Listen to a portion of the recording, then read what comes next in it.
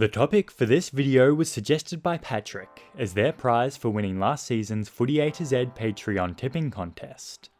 If you have a burning idea for a video that we just have to make, you can sign up to this year's contest by supporting the channel on Patreon for as little as $2 a month. Becoming a patron allows us to dedicate more time to producing content and gives you early access and sneak peeks to videos, the chance to vote on topics throughout 2022, and of course, the opportunity to join this year's tipping league.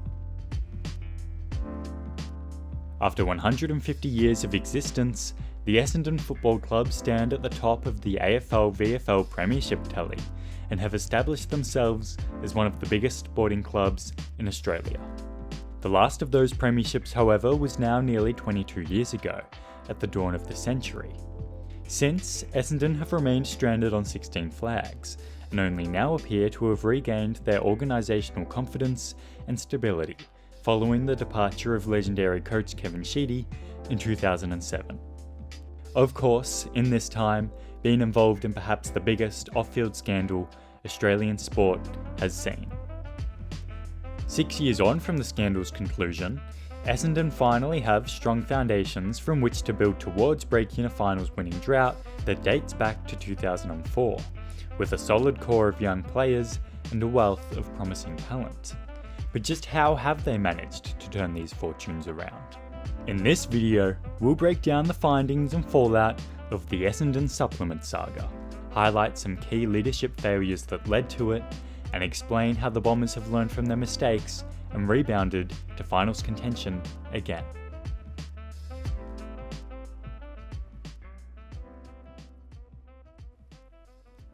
The key events of the saga have been comprehensively covered by just about every media outlet in Australia, and even on YouTube. But in case you need a refresher, here's an overview of the key findings and consequences. In 2013, Essendon self-reported to the AFL over concerns for their supplement program and the suspected use of performance-enhancing drugs, namely a substance called thymosin beta-4. Following investigation, the Bombers, who are set to play Richmond in an elimination final, are kicked out of the finals, fined $2 million, and stripped of first and second round picks for the 2013 and 14 drafts. Coach James Hird is suspended for a season, and 34 Essendon players are banned from the AFL for 2 years. These events led to the resignation of CEO Ian Robson, who would ultimately be replaced by current CEO Xavier Campbell, while David Evans resigned as chairman, citing health issues, and was replaced by Paul Little. The independent 2013 investigation into Essendon's football department, known as the Swakowski Report, found that this confusion may have arisen out of a rapid period of change at Essendon that followed the departure of longtime coach Kevin Sheedy after an incredible 27 years of service. There has been a high turnover of staff in the last 4 years, the report read. In its organisational rebuilding post the Sheedy era, of the top 20 executives at EFC, only one had been there continuously for longer than 4 years by March 1st, 2012. High staff turnover often accompanies changes in coaches, CEOs and strategy, but brings with it some risk. The arrival of James Hird at Essendon was a key driving factor for this turnover. When Hird was appointed at the end of 2010, he brought former administrator Danny Corcoran back to the club in the new role of People and Development Manager, and Mark Thompson joined as Senior Assistant Coach following his departure from Geelong, packing out a football department that was already led by Paul Hamilton as Football Manager. These administrative changes were mirrored by changes to the high performance team. Dean the Weapon Robinson followed Thompson from Geelong, and Stephen Dank joined as a sports science consultant. In particular, there was a lack of clarity about who was in charge of the football department. There were 2 separate roles with fuzzy lines of responsibility. The responsibilities of 2 key staff overlapped, and the new fitness team was able to largely ignore their attempts at direct management.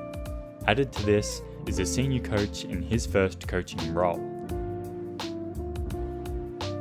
It would seem that this rapid change blurred chains of command and reporting within the football department, a fact that departing CEO Ian Robson would acknowledge as a contributing factor to the events that unfolded.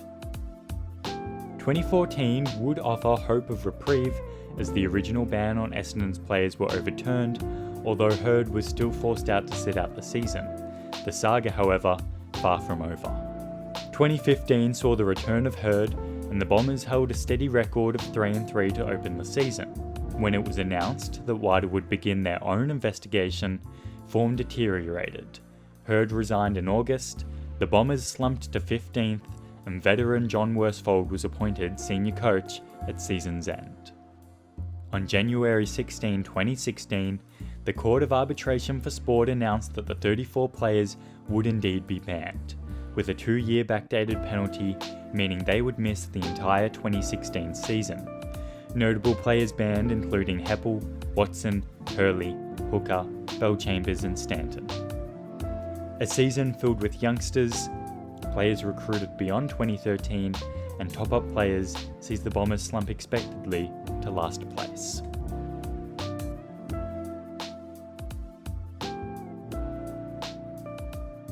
James Hurd, along with other senior members of the club, have been raw and open about the mental battles they've faced. The emotional and professional impact on the players is undeniable, and of course, the heart of every Australian football club, the fans, had their faith betrayed. It was inevitable that some players would want to leave the club in the aftermath, and while the Bombers felt the effects of this, they did succeed in extracting value from these departing assets.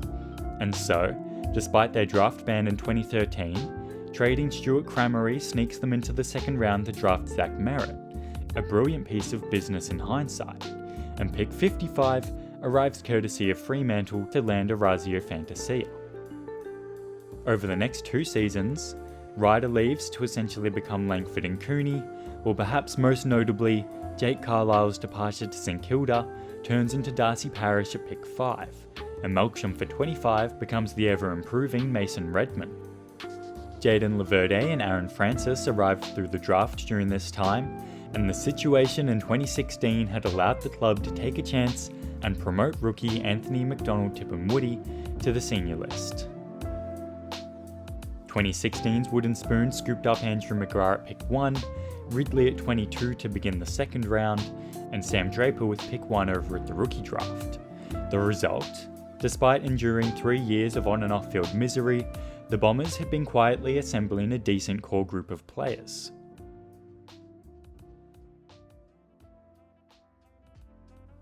As the stain left by the saga begins to fade, the Bombers shift their focus to recruiting established players, trading for Smith, Stringer, Sard and Shiel over the next 2 years, with their only notable selections falling late in the draft, taking Zirk Thatcher, Guelphy and Ham in the 60s and 70s. 2019 is a comparatively calm affair, with the drafting of Harrison Jones at pick 30 and the recruitment of Andrew Phillips. Admittedly though, the rebuild of Essendon was not without its missteps. In mid-2018, senior assistant coach Mark Neild was sensationally sacked, with Fox Footy citing elements of frustration from players towards the coaching structure and roles. On several occasions, at least one of the assistants who was not allowed to discuss strategy or tactics had to discreetly tell the runners messages behind Worsfold and Neild's back in order to get their message out there. With the football department clearly showing signs of dysfunction once again, this time around steps were taken quickly to address the issues. Discontent, however, seemed to remain with the playing group, and in 2020, the Bombers were again faced with an exodus of multiple senior players. Again facing a difficult decision, they succeeded in extracting excellent draft value, seeing the Zach merit of trading established players for high-value draft picks in a rebuild. The departures of Danaher, Sard and Fantasia opened the door for Archie Perkins, Zach Reed and Jai Caldwell. Chuck in Nick Cox at pick 8 and Nick Hind for a steal in exchange for pick 67, and the Bombers emerge from a tough situation with an exciting, refreshed list. The appointments from a coaching perspective through this time are also far less brazen than the decision to rush Hurd straight into the job. Worsfold arrived as his replacement as a premiership-winning coach with the necessary experience to straighten the Bombers out of their tailspin. Highly rated assistant Ben Rudden was brought in after successful seasons at Richmond in 2017 and 18, and when results were not at the level expected, a succession plan was announced in 2019 to ease Rudden into the job for the 2021 season, allowing him and Worsfold to effectively co-coach in 2020 and, crucially, facilitating a smooth transition that built on, rather than reset, all the work that had been put into the club over the previous 5 years. Change also occurred away from the field, with the other notable shift in thinking being the appointments that followed in the aftermath of the scandal. Xavier Campbell was promoted to CEO internally, having previously worked in the club's commercial arm since 2009, and was thus not implicated in any of the football department issues. While the turmoil could have created the appetite for new faces to be brought in, the club noted that no adequate candidates could be found. Perhaps realising it was a large influx of new faces that had created the situation in the first place, they opted to appoint someone who already had a great understanding of the club to lead it forward. So, in the theme of finding silver linings and looking for the best and the worst, let's ask the question. No scandal, no fallout, no penalties. Was that 2013 Essendon team ever going to win a premiership? The clear and obvious answer has to be no. Compare them side by side to successful sides of the next 5 years. Hawthorn, who of course won 3 premierships in that space of time, a peak Sydney, the momentarily good Freo, and constantly good but not good enough Geelong. It's far more than likely they would have continued to fall short.